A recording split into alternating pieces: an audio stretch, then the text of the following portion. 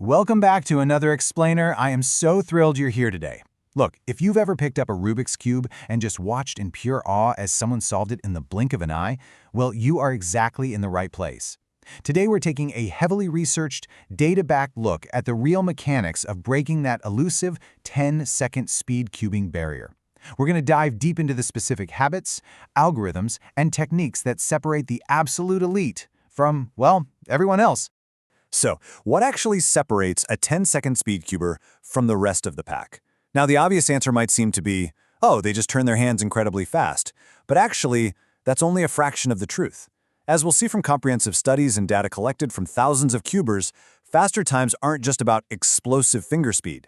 No, they're fundamentally about relying on a faster, more efficient brain, significantly reducing move counts, and achieving this butter-smooth execution without stalling. All right, let's really dive into this. Here's our roadmap for today's explainer. First, the CFOP foundation, then the data behind pauses, minimizing regrips, advanced algorithms, and finally, competition readiness. Let's get right into it. Section 1. The CFOP Foundation. We simply can't discuss sub-10 speeds without understanding the method used by virtually every top solver on the planet today.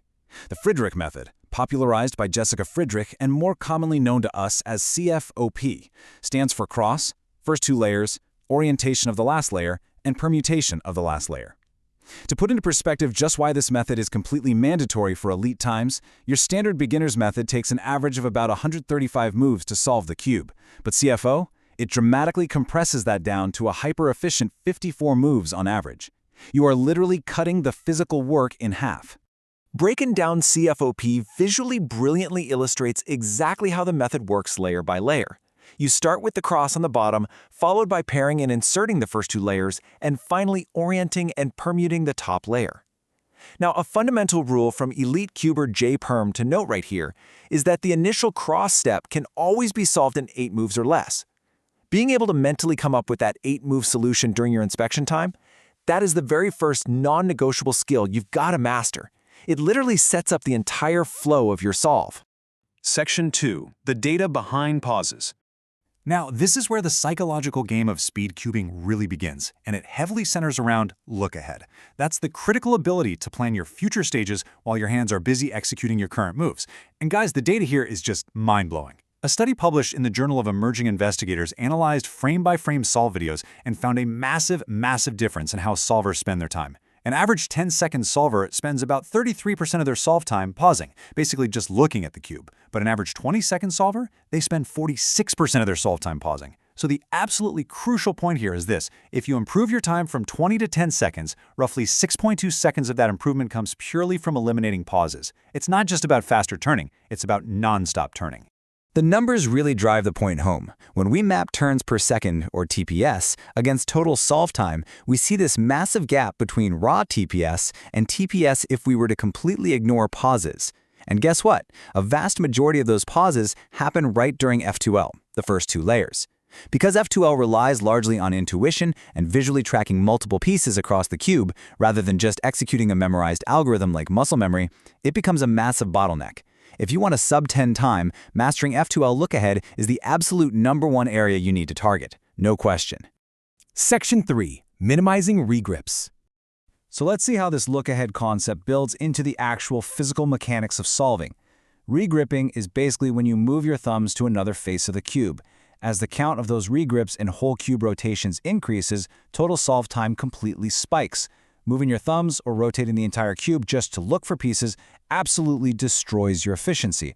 Why? Because it forces your hands to stop, which forces your brain to pause, which completely breaks your look-ahead flow.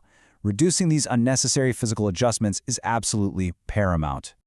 Okay, so how do we fix this? Well, former world record holder Felix Zemdigs provides an excellent progression framework. To seamlessly use proper finger tricks and eliminate those pesky regrips, he advises getting super comfortable practicing in the 15-second range just to build that muscle memory. He recommends deliberately drilling all 77+ F2L cases until they become completely automatic. Also, upgrading to a high-quality modern speed cube is vital for smooth turning. You need the hardware to match the skill. And finally, he pushes solvers to become color neutral. That means you can start your cross on literally any of the 6 colors, ensuring you can always find the most efficient zero-pause start possible. Section 4. Advanced algorithms.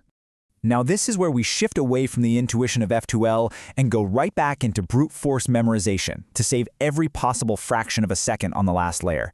I just want you to think about this number for a second, 493. Standard CFOP requires memorizing 78 algorithms, but if you want to be among the absolute fastest in the world, you might tackle the ZBLL set, the Zworyvsky-Brushenk last layer. ZBLL is a staggering set of 493 distinct algorithms that allow a solver to finish the entire last layer in a single step, provided the edges are already oriented. It literally eliminates the need to recognize a separate PLL step entirely. Yes, it's a massive commitment, but the time savings at the elite level, absolutely undeniable. But hey, it's not just about ZBLL. Advanced solvers heavily integrate smaller subsets to force better last layer cases. Take the winter variation, or WV, for example.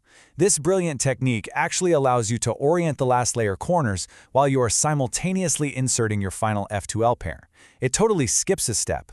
By learning techniques like winter variation, solvers are seamlessly bleeding the steps of CFOP together, preventing extra cube rotations, and setting up the final sequence so perfectly that they don't even need a second look.